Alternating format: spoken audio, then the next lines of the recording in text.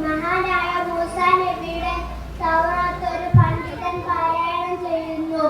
മുത്തുനബിയുടെ മഹത്വങ്ങളും സ്വഭാവ ഗുണങ്ങളും വിശേഷിപ്പിക്കുന്ന ഭാഗമായിരുന്നു അത്. അത് കേട്ട് മുത്തുനബിയെ കാണാൻ കൊതിച്ച ഒരു പാമ്പിന്റെ കഥയാണ് ഞാൻ പറയുന്നത്. മുത്തുനബിയെ കുറിച്ച് കേട്ടാൽ ആർക്കാ കൊതി വരാത്തത്?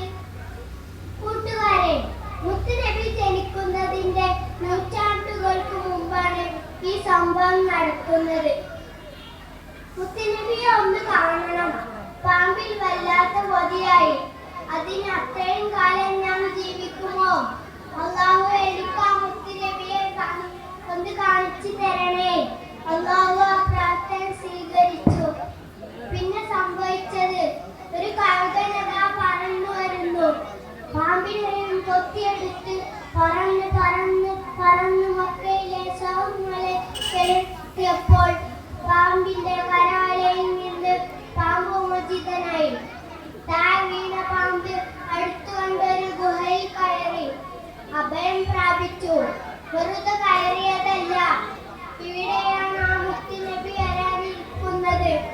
അതുകൊണ്ട് ഇനി കാത്തിരിപ്പിന്റെ കാലമാണ്.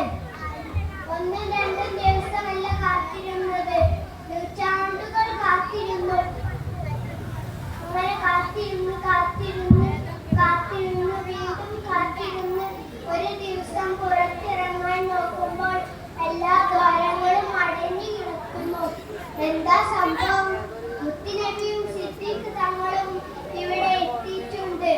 കാണാൻ വെമ്പൽ കൊള്ളുന്നു. പുറത്തു പോകാൻ ഒരു വഴിയുമില്ല. ഗത്യന്തരമില്ലാതെ സിദ്ദീഖ് തങ്ങളുടെ കാലിൽ കൊത്തേണ്ടി വന്നു. പക്ഷേ കാലെടുത്തില്ല. സിദ്ദീഖ് തങ്ങൾക്ക് സഹിക്കാൻ കഴിയുന്നില്ല. കരഞ്ഞു, കുറെ കരഞ്ഞു.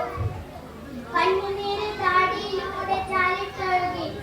മുത്തുനബിയുടെ പൂമുഖത്തേക്ക് ഉറ്റിരുന്നു.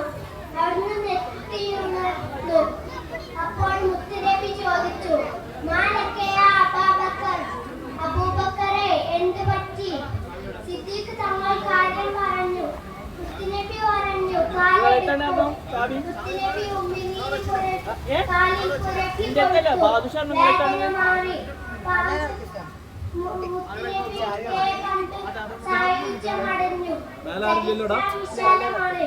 ഞാൻ നിർത്തുന്നു. വീണ്ടും കാണാം. അസ്സലാമു അലൈക്കും.